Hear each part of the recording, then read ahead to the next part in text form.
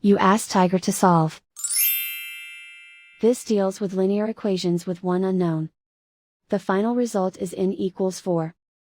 Let's solve it step by step. Simplify the expression. Find the greatest common factor of the numerator and denominator.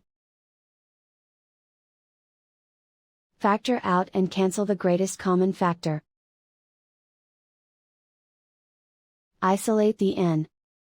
Multiply both sides by 6. Group like terms. Multiply the coefficients. Simplify the fraction. Multiply the fractions. Simplify the arithmetic. And so the final result is n equals 4.